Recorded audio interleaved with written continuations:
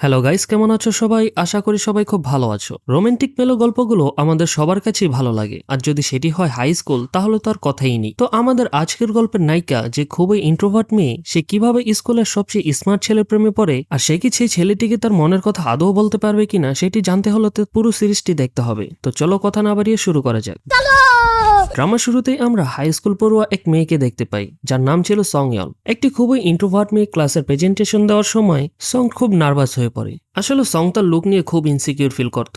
এখানে আমরা এটাও দেখতে পাই সং সবসময় নিজে নিজে কথা বলতো। স্কুল যাওয়ার সময় সং দেখতে পাই কিছু ছেলে রাস্তায় বসে পেন্টিং করছিল। সেখানকার সবচেয়ে স্মার্ট ছেলেটির দিকে সং কিছুক্ষণ তাকিয়ে থাকে। ছেলেটি যখন তার দিকে তাকায়, ভয় পেয়ে সে সেখান থেকে পালানোর চেষ্টা করে, তবে ছেলেটি তখন তাকে এসে আটকায়। ছেলেটিকে এত কাছাকাছি দেখে সে আরো বেশি নার্ভাস হয়ে যায়। ছেলেটির নাম ছিল সুনহো। সুনহো সংকে রিকোয়েস্ট করে তাদের মডেল হওয়ার জন্য। সে বলে, মাত্র 3 মিনিটের জন্য আমাদের মডেল হও। বারবার রিকোয়েস্ট করার কারণে সং রাজি হয়ে যায়। এদিকে সং এর কাছে 3 মিনিট 3 ঘন্টার মতো লাগছিল। এমন সময় মিরে আর সারা সেখান দিয়ে যাচ্ছিল। তখন সংকে দেখে তারা অবাক হয়ে যায় আর ভাবতে থাকে, এ মেয়ে তো এরকম পাবলিকলি থাকার মেয়ে না। এরপর সবাই তাদের স্কেচ সংকে দেখায়, কিন্তু কারো স্কেচই ভালো হয়নি। তখন সুনহো আসে আর বলে, আমাদের পেন্টিং ক্লাবের নাম স্প্রিট ফিঙ্গার্স। আমি জানি আমরা কেউই ভালো পেন্টিং করতে পারি না, কিন্তু আমরা সবাই মন থেকে স্কেচ করার চেষ্টা করি। এরপর সুনহো তাকে তাদের ক্লাবে জয়েন হওয়ার কথা বলে। সুনহো তার আঁকা স্কেচটিতে তার ফোন নাম্বার লিখে দিয়ে যায়। এটা দেখে মিরে আর সারা খুব শক। এত হ্যান্ডসাম ছেলে সঙ্গে অ্যাপ্রোচ করে তার নাম্বার দিয়েছে।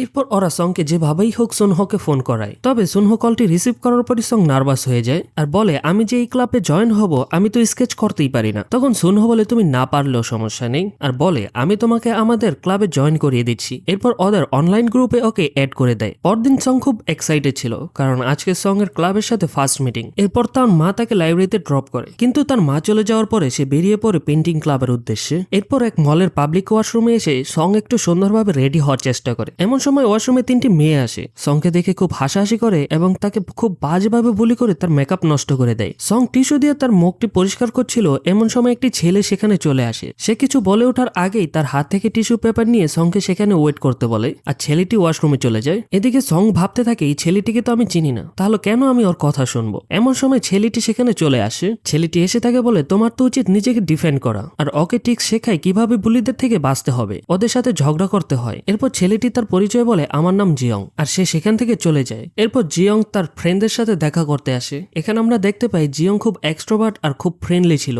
এদিকে সং সুনহোকে দেখতে পায়। সং এর মনে হচ্ছিল এটা কোনো মুভির সিন। সে হা করে সুনহোর দিকে তাকিয়ে থাকে। তখন এই ক্লাবের বাকি মেম্বাররা তাকে তার স্বপ্ন থেকে বের করে নিয়ে আনে। সবাই যার যার পরিচয় দেয়। ওদের ক্লাবের প্রেসিডেন্টের নাম মিন ফিঙ্গার, আর ভাইস প্রেসিডেন্ট হলো ব্লু ফিঙ্গার। ওদের নামগুলো শুনে আমার তোমার পাশাপাশি সং অবাক হয়। আরো ভাবতে থাকে, আমি এখানে এসে কি কোনো ভুল করলাম নাকি? এদের মধ্যে তো কাউকে সিরিয়াস মনে হচ্ছে না। তখন সবাই তাকে ওর পছন্দের নাম জিজ্ঞেস করতে থাকে, কিন্তু সং এর তো কোনো ফেভারিট কালারই ছিল না। তখন ওরা সংকে তাদের ক্লাবের ইতিহাস জানায়। সর্বপ্রথম মিন ফিঙ্গার আর ব্লু ফিঙ্গার মিলে এই ক্লাবটি খুলেছিল। তো এই ক্যাফের রেগুলার কাস্টমার পিঙ্ক ফিঙ্গারকে ওরা জয়েন হতে বলে, যার বয়স 40 বছর। ব্ল্যাক ফিঙ্গার যার কস্টিউম শপ রয়েছে, খাকি ফিঙ্গার যে একজন গেম ডিজাইনার, ব্রাউন ফিঙ্গার যে একটি কোম্পানিতে কাজ করে, আর তাদের সবচেয়ে ছোট মেম্বার হলো সং। সবাই তার খুব প্রশংসা করে। সং এগুলো শুনে খুব খুশি হয়, এটা ভেবে যে এখানে কেউ তার লুক নিয়ে জাজ করছে না। কিছুক্ষণ পরেই মিন ফিঙ্গারের ভাই চলে আসে। জিয়ংকে এখানে দেখে সং খুব আনকমফোর্টেবল ফিল করে, আর সে তার ফেস ঢাকতে থাকে, কিন্তু জিয়ং তাকে চিনতে পায় না, আর তখন সে রিল্যাক্স ফিল করে। এরপর সুনহো সং এর নাম ডিসাইড করে বেবি ব্লু ফিঙ্গার। সংকে বলে, যেহেতু তুমি বেবি ব্লুর মতোই খুব প্রিটি, তাই তোমার নাম বেবি ব্লু। এটি শুনে সং তো আরো বেশি ব্লাশ করতে থাকে। এরপর সবাই মিলে স্কেচ বানাতে থাকে জিয়ং এর। তখন ব্রাউন ফিঙ্গার বলে জিয়ং এর সাথে বেবি ব্লু ফিঙ্গারকে পোজ দিতে। এতে সং প্রচন্ড লজ্জা পায়। বাকিরা ওদের স্কেচ বানাতেই যাচ্ছিল, এমন সময় জিয়ং সংকে বলে, আমার মনে হয় আমাদের আগেও কোথাও দেখা হয়েছে।